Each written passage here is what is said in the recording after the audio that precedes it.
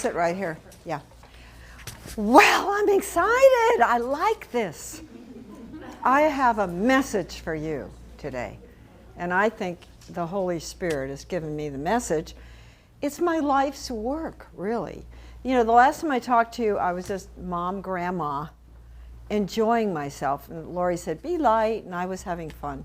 But this time, I really have a message for you, because this is going to make your life go better. I didn't invent it. This is God's gift to us, our feelings. And I'm going to be talking about how to express our feelings God's way. So, you know, we didn't have a class on this in school, which is a darn shame. They taught us everything else, but they didn't teach us how to have relationships, how to express feelings constructively. And all we had were our role models, and they were limited, you know, luck of the draw. But I found some people who really know instinctively how to express their feelings constructively, but most people do not. Really, everybody can benefit from this. And you know, when you bring it into your family, when you've got young children, you got a double header. Like, you can work on it with your significant people in your life, modeling for them, and then you also get to show them how to handle their feelings. When I was growing up, I had one sister. She was an angel. And my mom and dad always said, why can't you be like your sister?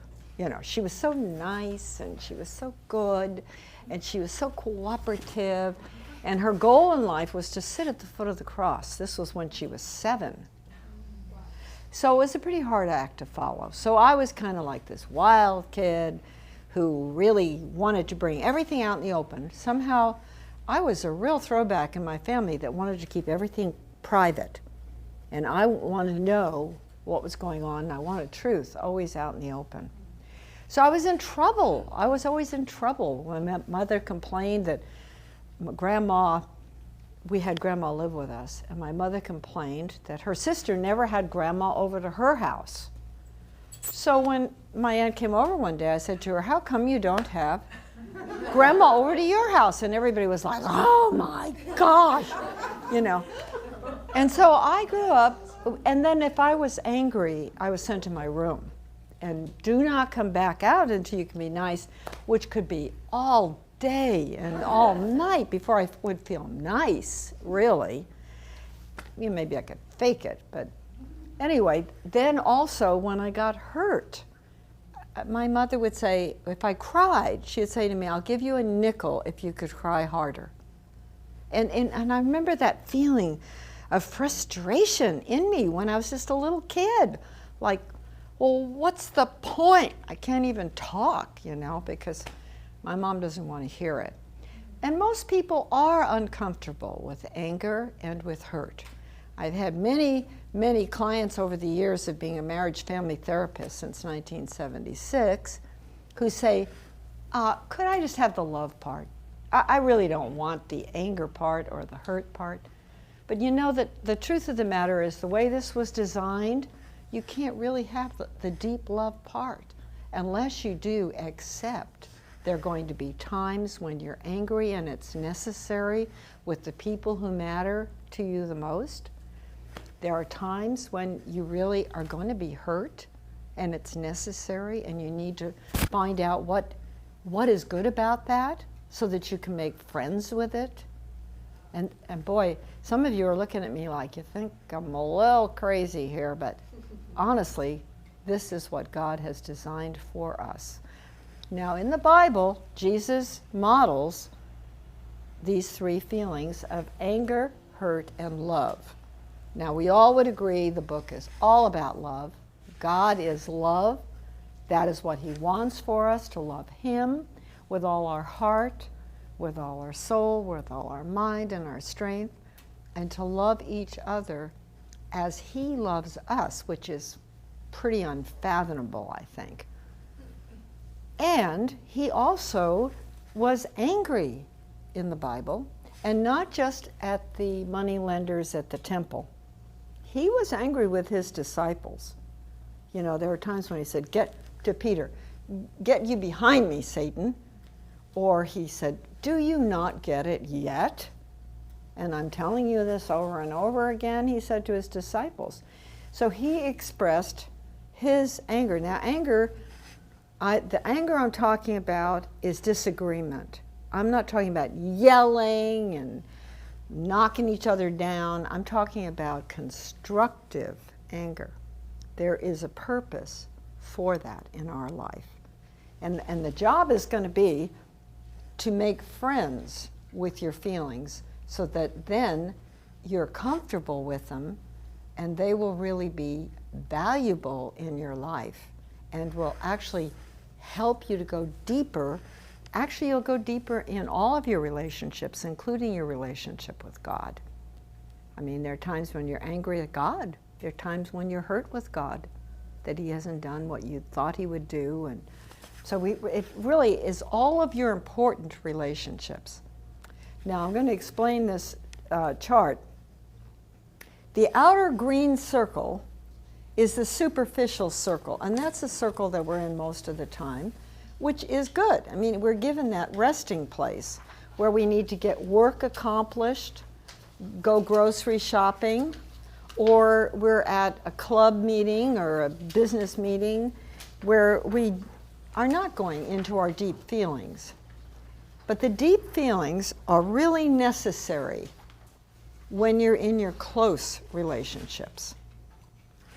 So when you're in an important relationship, if something comes up that annoys you, irritates you, bothers you, you disagree with it, and it's somebody important, then you need to push through this white layer of fear and speak about what is bothering you. We would save so much grief in our life if we could just do this. And the neat thing about it is when you push through that fear and start to speak, the fear goes away. A lot of it is we're afraid of rejection. Or we're just afraid of our own feelings.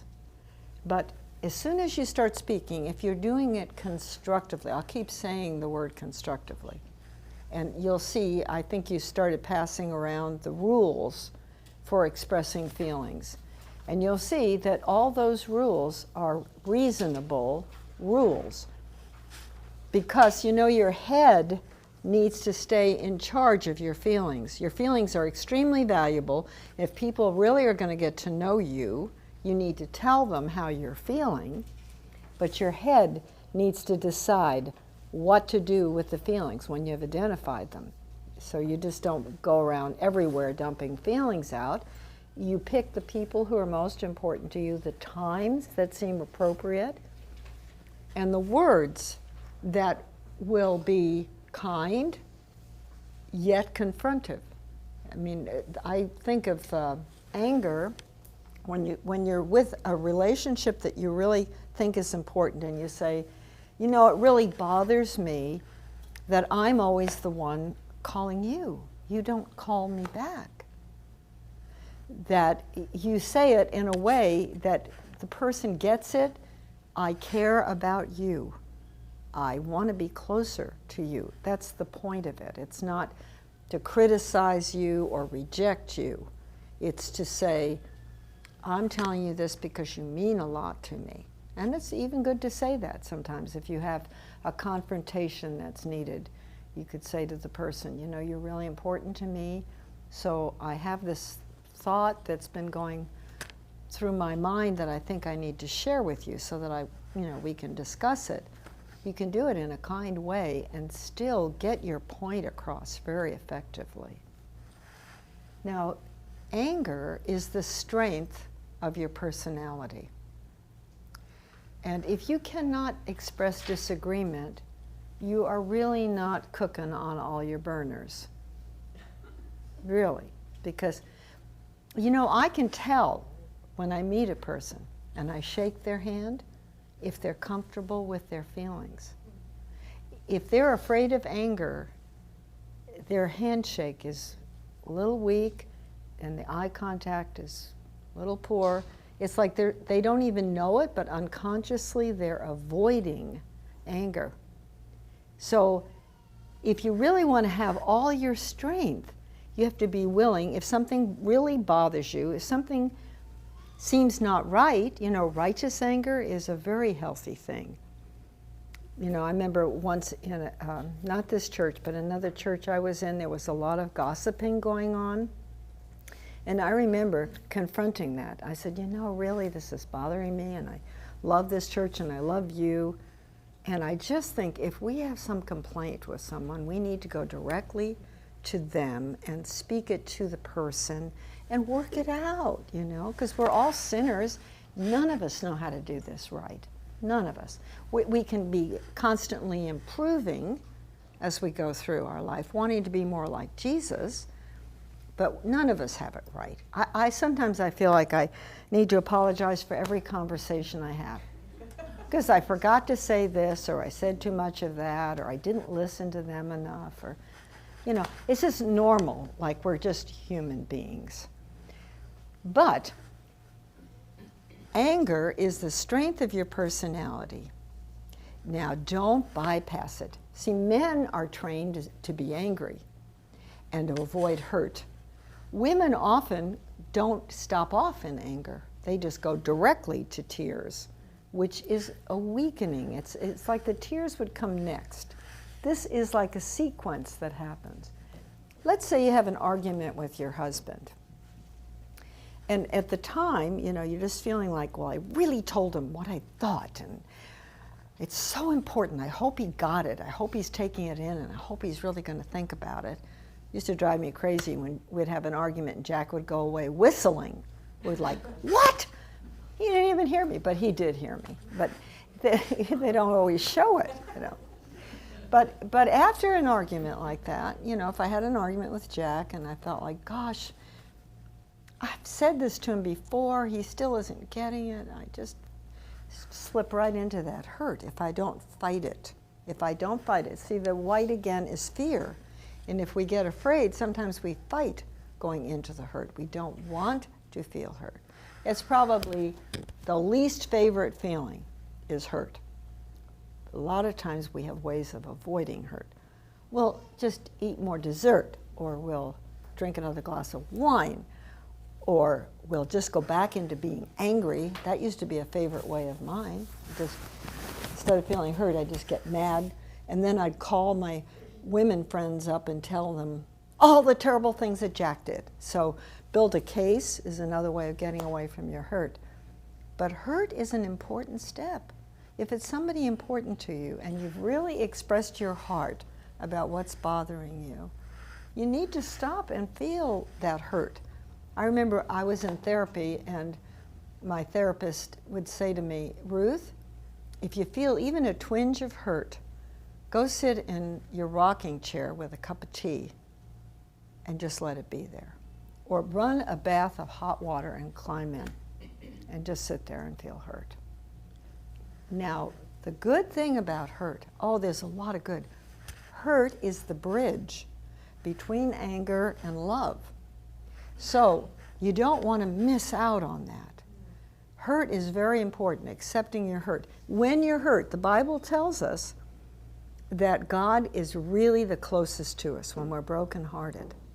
He comes alongside us, he puts us under his wing, and he really can speak to us a lot through the Holy Spirit at those times. When we're hurt, our blinders come down, I think, I'm right and Jack's wrong, and then the blinders come down and I see his point, and I see we both have our positions that are valuable. And so it's a time of taking an honest look at yourself, of really making change. That when I'm hurt, I think I'm more willing to make change than any other time. It's also a time when I'm vulnerable that people are attracted to me more than usual. I've always had this tough, hey, I'm in charge kind of front, and I wasn't getting the love and support I needed. And then I discovered that if I was more honest and shared my vulnerability, of course now I'm an old lady and I limp, so I guess everybody sees me as vulnerable now. I hope you do. but then I get a lot of love. So, you know, it's like today I was outside of Ocean Hills. I was telling a few people. And I'm just almost to the stairs, and this young man comes up from behind me, and he says to me, "Are you in pain?" And I said, "Well, yes, actually I am. It's my knee and my hip." And he said, "Well, may I pray for you?" See how vulnerable I was. He fell to his knees, and he laid his hands upon me. It wasn't a brief prayer. It was a long prayer, and his hands were hot. And I'm here to tell you that I'm not hurting right now. So, you know, that was pretty powerful, and I think maybe God sent, his name was Justice, sent Justice to pray for me just before I came up here. So when you're vulnerable and you allow yourself to show your hurt, whether it's physical or emotional, people come up to you and they love you. They give you love. It's a good thing. So doesn't hurt sound pretty good? Am I selling you good? Now, I'll tell you the truth. I still would like not to feel hurt. Now, none of us want to be angry. None of us want to be hurt.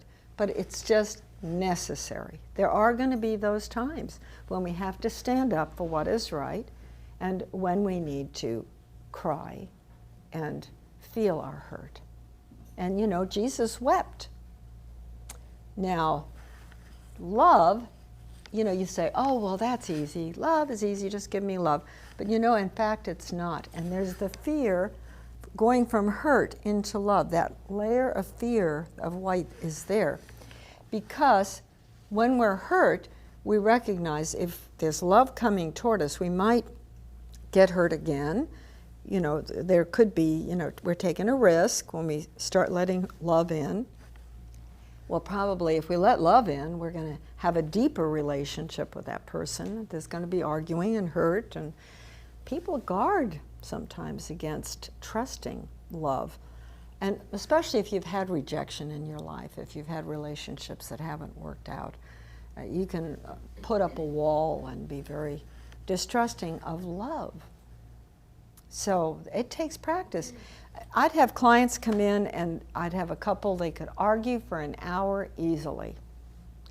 Then I'd ask them to talk about their hurt, and they would spend maybe 5 minutes on hurt. And then when I said, "Now, I would like to hear you say really what you love about each other," and they would run out of words so quickly. It was amazing. As a matter of fact, they'd start looking at their watch like, "Well, we came in here to work on our problems. You know, it's like it was a waste of money to start talking about love." They just took that part for granted. But really, the kinds of things they said were, you know, "I like it that you cook dinner for me," which is not quite a deep expression of love. It's like, well, okay, that's good, you like that, but really what we want is deep down feelings. We want the deep down love. We want the deep down feelings where, you know, like my husband is amazing. We are so deep. We have gone through so much in our life. We are so deep that we can say anything to each other.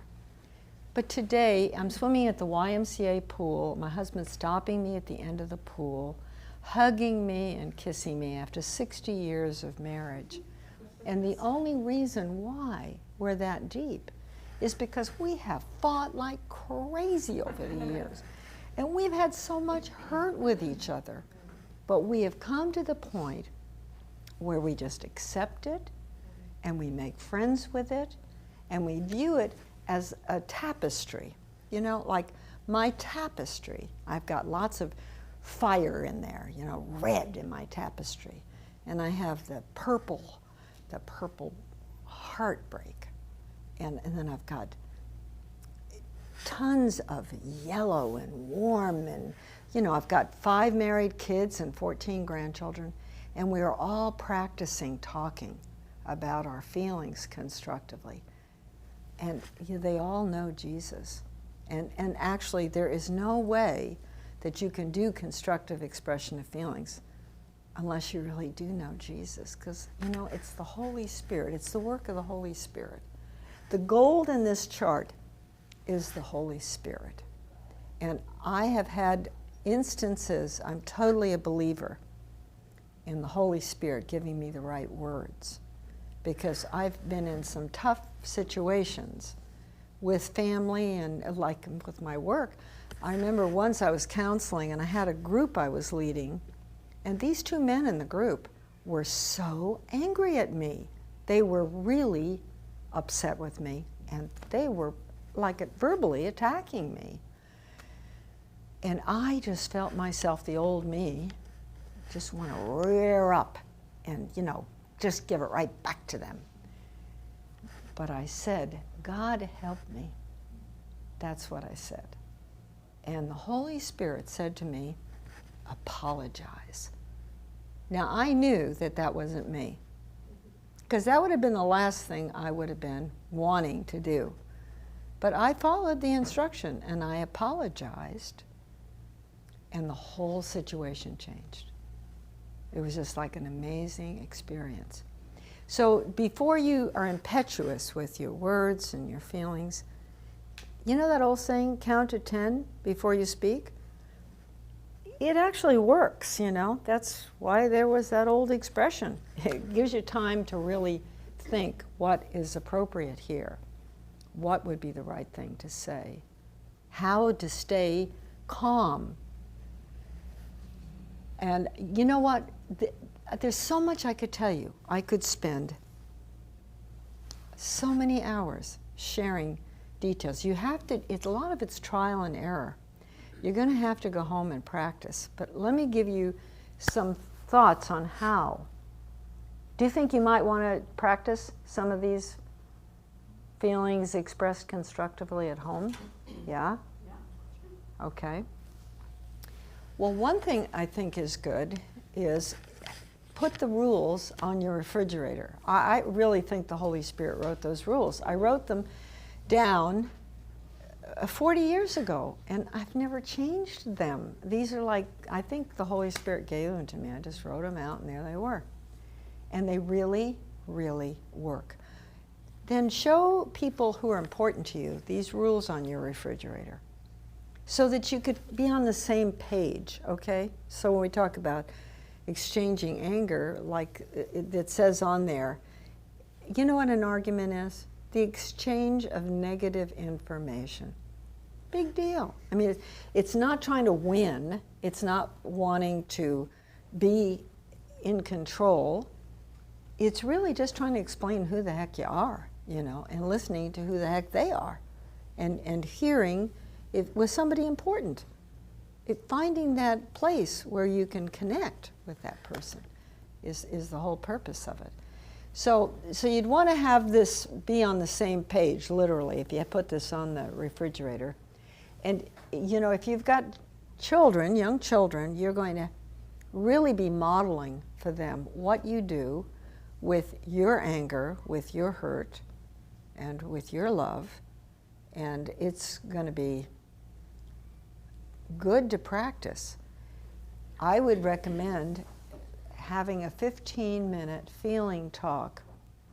If you have a partner, a husband to talk with, 15 minutes of feeling talk. How I am feeling with you today. And Jack and I would do this after dinner. The kids would usually roll around on the floor for a while, so we'd say 10 or 15 minutes to share how we were feeling. And it's amazing, 15 minutes of feeling talk is so satisfying. It's like, okay, now I can do bath time and homework time and all the rest of the day. But that connection, I mean, sometimes it was just like little things. Jack would walk by me and just put his hand on my shoulder when the kids were just really difficult. Or we would hold hands under the table sometimes, just to stay connected in those rough times. And family just seemed like you'd serve dinner, and dinner would be over in 5 minutes, and you think, why did I even cook all the time I cooked?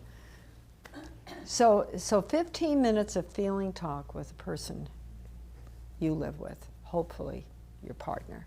And if not, I guess everybody's got a partner here. But certainly you want to be able to have that feeling outlet with somebody you really care about daily. Then think about how you are treating the children when they get angry or when they're hurt. And of course, I think when they're hugging and kissing, you won't find fault with that. But you know, my grandchildren, I really work with them on this. Matthew and Michelle were just constantly at each other. Just 2 years between them, and Michelle was the older one, and it seemed like he was belittling her, disrespectful, you know, and so critical, and mocked her. There were just so many things that, and they both have a slight bit of autism, both of them. So I'd take them aside, and you know, Michelle would be brokenhearted, and I'd let her cry on my shoulder. You know, like, don't try and cut short their feelings. Like, she could just cry on my shoulder, and then I wouldn't even be able to give her advice at that. You know, I'd just say, oh, gee, you know, that's crummy, or I'm sorry, or you know, just let her cry it out. It's not like, well, okay, now, you know, pull yourself together. I mean, that would have been the way my family would have handled it. But, you know, even little tiny children, when they cry, like Kira came in crying, and it was so good to see Erin just march her by, very nonchalant, like, you know, it's okay, Kira's mad, but, you know, she's crying, she's hurt. It's okay. It's okay. And they get that message if you're not shushing them, or, oh, you got to be quiet now, or what are people going to think, or, you know, send them to your room, or let them have it. Let them have their anger. And it's a good, there's an old expression too, use your words. Use your words. Use kind words. You can add that. Kind and compassionate words. Use those to express your feelings. And, you know, kids are quick to catch on if we just encourage, it's okay you're angry. Just let me hear what you're angry about. Okay, you're hurt. You know, sometimes with a young child and they're crying, you just put them on your lap and you just love them. And you sit there, and it can seem like a long time sometimes, but they just need to cry it out, and then okay, then they're done, and the sun comes out for them again, and they get down and they just walk off, and they're fine. It's us that have trouble sometimes. We feel uncomfortable if they're really, really hurt. I remember once with Matthew, I took him to a class. He was being treated for autism early in his life. So you, really, if you met him now, you'd say, what a guy, and you wouldn't even know that, you know, he has social skills lapse. But anyway, he was moving from activity center to activity center to activity center. And it was hard for him to transition from one thing to another. And he was playing with some trucks that he really, really liked, and they were moving him to the next center, and he threw a full-on temper tantrum. And I hadn't, my daughter told me she had been there when this had happened, but I hadn't seen it happen. And so the person in charge just gathered him up, took his shoes off so that he couldn't hurt himself. He was about 3. And said just calmly to me, well, we're just going to wait now for him to find his comfort spot. And that, you know, all children have to find that comfort spot. So he cried, and he cried, and he screamed, and he screamed. And I'm not kidding, it was 20 minutes. Kathleen told me that she'd seen that for 40 minutes at one time. And I was pretty uncomfortable, even though I know feelings are necessary. But sure enough, at the end of 20 minutes, he went, looked around, and he said, Grandma. And he came over and sat on my lap, and it was over, you know. But he had found his comfort spot. They have to find their own comfort spot. So we can't rush them through it. I think all children need that. Well, I think I've said enough, and I wonder if you have any questions that you might want to ask me. Uriah. I have a question, just when you're talking about like little ones, and maybe mine is a little different side twins, but sometimes I see that they'll almost fake tears, one twin over the other, just so that I'm paying more attention to that one in that moment. and I know it's complete drama. It's complete BS. Like, there's not an actual out. It's just they want the attention, or they want they want to win the argument with their twin. And I'm just wondering in that moment, because I know there's not an actual ouch. They just want the like, oh, honey button, twin mama, you remember? And so, what would you do with something like that, where you know you're right there, you know that there wasn't any physical harm, it's just drama? Well, children are really smart. They need training, but they're really, really smart. And they're very smart about feelings. And I think that's part of why Jesus loved the children so much, you know, because he knew that they were open. They were like sponges for him, you know. So telling the truth is what works. And don't underestimate them. Like, you just say to them what you said to me.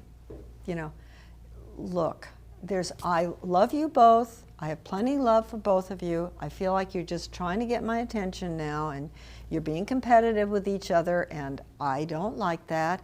So I just want you to know, I love you. I love you. You don't have to win. So just the truth is what will work. A lot of times we'll think just the right thoughts, but we censor them. Why? Why do we do that? Because you can deliver that in a very loving way and cut underneath it. I've had so many instances in family sessions when the children took the pulse of the feelings before the adults did. It was amazing. I had one mother with her boy, and she was confronting her son. He was 8 and he was in trouble. And this little 10-month-old baby crawled across the rug and bit her mother on the leg because she was confronting the brother. She was protecting her brother. Amazing. So then I know, see, even 10 months, or even this little one that was just on the floor over there, she looked up at me, and I knew she was very interested in that I was watching her. I mean, I love studying little babies everywhere I go. And so she showed me her, you know, her bottle, and we had a little eye contact, a little wink, and then she gave me a little charming smile. And, you know, they're really wise. These kids are wise. She's seeking love, and she knew how to do it, and it was great. I just love your baby. But don't underestimate them. Just tell them the truth. Tell them what you think. I mean, with Matthew, I just sat down with him one day and I said, Matthew, it's so painful to listen to how you talk to your sister. It is so mean, so critical, so nasty, that I just hate it, and I want you to stop. And I don't want anybody to speak to you the way you're just speaking to your sister. Well, you know, the last time I was down there was just this weekend. I took him aside. I said, how are you two getting along? He said, great. I took her aside because I thought, oh, I'm going to get a different story maybe. Great. I mean, you know, it took, I'd say, 2 years of working on this here and there, sometimes thinking they're not getting it, but they were. And honestly, they're in a good spot right now. So just telling the truth and really confronting kindly and in love, but telling the truth. These are little people. They understand what we're saying. Any other? Yes? When you were talking about how you and Jack would take 15 minutes to really talk about your feelings, what are some examples of like, what would you guys talk about? Well, now we don't actually set the timer the way we used to, but we'll sit down and we know when we're together, we're going to share our feelings. So like I might say to him, you know what, I think you're doing so much in that garden right now, but I'm really worried. I think you're overdoing it because you're coming in all scarred up from thorns out. I mean, he'll tackle anything on that property. And then he'll say, well, I really like it. I can't jog anymore, and it really bothers me that I can't jog because of his knee implant. So this is my substitute. I get the fresh air, and I said, well, I just don't understand how you can focus for 6 hours straight on gardening, or how you can get on the elliptical machine for 3 hours. Jack, it seems like out of balance to me, you know? And he'll say, well, you know, that's just my nature. That's how I am. I've always been that way. He is that way. He's always been that way, but at least he's doing really constructive things with it. I mean, in the past, sometimes they weren't constructive, but he loves certain things, and he can do them hour after hour after hour. But then I might say, but you know, sometimes I feel a little neglected. You got those Lakers going on every night, and you know, I just need a date. I need a little time alone with you. And last night, you took me to see The Artist as a result of a 15-minute talk I had 2 days ago with him. So we hadn't been to a movie for a while, and it was Tuesday night, bargain price. The Artist was wonderful. I recommend it. It's really wholesome. Somebody came out in the theater and said, nothing vulgar in that movie. It was great. But they could have acted vulgar, but they didn't. Yeah. I think he finally said a couple of words. Yeah.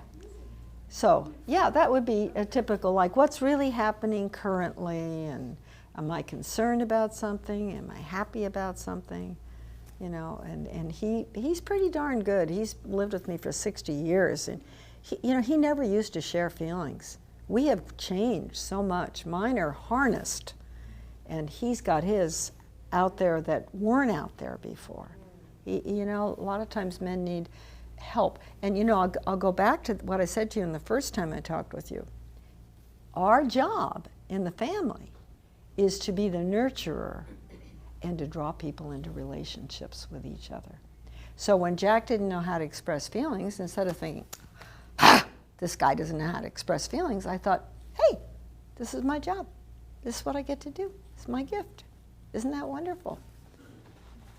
And that's not true across the board. Sometimes men will share feelings easier than women, but in general, I'd say the women are more inclined that way. Okay, so we need to. One more question? Yeah. What kind of, Shannon, I feel like if I sat down with my husband and we discussed, I think it would just snowball into a lot of maybe raised voices, and I mean, it could start so innocently as, you know, I'm upset this morning that I was upset this morning when you left without, like, I don't know, making the bed. I don't know, just, you know how we are. And I feel like he'd be like, oh, well, and it would just snowball into a fight. Like, I need to know tools how to discuss feelings without it escalating into people being defensive. Do you see what I'm saying? Absolutely, and that's a great question. That's a great question. So you tell them that. You say, I want to be able to have discussions without it escalating. And I'm not really trying to fight with you. I mean, you know, the truth will set you free. Just tell them what you really are thinking. And have the rules on the refrigerator. And maybe, you know, there's certain trigger things that you do that maybe you're going to learn to do differently. Instead of saying, I was upset this morning.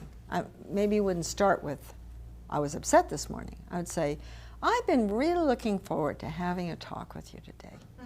You know? Because I really missed you, and you're my closest person. And then you could say, now I don't take this wrong, because I don't want you just to get defensive. And you know, men love to solve the problem, and they don't get it. Sometimes all we need is to be understood. So we have to explain that too. Say, now look, you really don't need to fix this. I mean, I'd be halfway through a story and Jack would be saying, well, what do you want me to do about this? Nothing. I just, you know, I love it if you just say, oh. You know, really, sometimes that's all it takes is just, oh. And then you feel understood, don't you? It's really a good thing. But if it starts to get heated, back off. Say, oh, wait, I really don't want to fight. It's not what I want to do. You know, if my blood starts to boil, do you know that feeling? Oh, I watch out. I back right off and take a long break, because I know whatever I say when my blood is boiling, I'm going to regret it later, and I'm going to have to apologize. I don't want to do that. So there is no better way to say something than just firm and clear. Raised voices, they stop listening to you. You know, start getting riled up, you just get nasty. You don't stay with being kind and compassionate. Okay, yeah. I was just going to say what you just said about you don't want them to fix it is so so big in our house. We have 3 daughters. They're 17, 12, and 23. And Jamie, as many of you know, I mean, he's wonderful, but he wants to fix things. And that is something that we can't, you know, I've tried to tell him many times, I don't want you to fix it. Or I don't want you to fix it. I just want you, like you said, to go, oh, that must be a real bummer, you know, or something. But with the girls too, they were like, well, I want to talk to Dad, but it'll turn into this half-hour conversation because he wants to fix it, you know. So advise your daughters to have an honest talk with their dad and explain to him how they would like him to receive what they're bringing up. We've even had to talk to him too and just say, don't try to fix it. Yeah, absolutely. Force yourself to just go, even though you're dying inside, Yeah, more. But, yeah, and, yeah. And you know, you do have to repeat these things when they're important issues, but it never comes out the same way twice. So it's really worth it. I think, gee, didn't we have that argument about this back in 1976? But it's always different. But we don't change our personalities. I mean, we do have a certain God-given genetic makeup, and yeah. So, but just keep repeating. Yeah. I'd like to also respond to your question too, where what's worked for me sometimes is if I say, you know, it really upset me that you didn't blah, blah, blah, or I was really, and then they get really upset, is to turn the tables over and go, what about that question upset you so much? I didn't mean for it to. And then you're listening to them, and that's really powerful. It's helped me a lot. oh, that's a good one. Well, and I think too that the more we do it, you know, we're thinking about an initial conversation in 15 minutes, like, oh my gosh, it's going to blah, blah, blah. Yeah, But you know, yeah. if you intentionally think about doing it, either on a daily basis or even, Yes. you know, specifically intentionally, like, let's do this, then you're going to get beyond that. You know, but right now, as you're thinking about it, if you haven't done that, it's like, well, like it's just, I can totally see it. But as you approach it, you know, and I wonder, what about setting a timer if you had, like, because you know, Oh, there's- definitely. When Yeah, you're you first have to- starting on this, Yeah. set the timer. Yeah. 15 minutes, you're done. And it's not going to be a 15-minute monologue. Let me also say that good interaction is you say something, he says something, you say something, he says something. Oh, that's good, you know. It's not just a monologue, either way. So, but 15 minutes, boing, the timer goes off, you're done. But you know, the next day, you got another 15 minutes. So, and you're never in the same place twice. I used to think, oh my gosh, he's mad at me. Oh, this is going to be terrible. And next time we talk, he's going to be mad at me. And the next time we talk, he wouldn't be mad at me. It'd be like, he thought it all over, he saw my point, or, you know, it had changed. Or he forgot even what it was about, or, you know. Gail.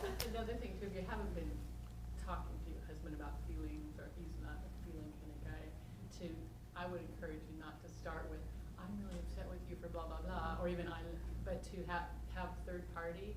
Like another thing that I used to use with couples that was really helpful was take 5 minutes each day and just share with the other person what the highlight of your day was, what was the best thing that happened to you today, and what was the hardest thing that happened to you today. So it can be completely out there, it could be work or with the kids or whatever. And that kind of works so close, kind of, that you're working with something for one person. It might be about you, but.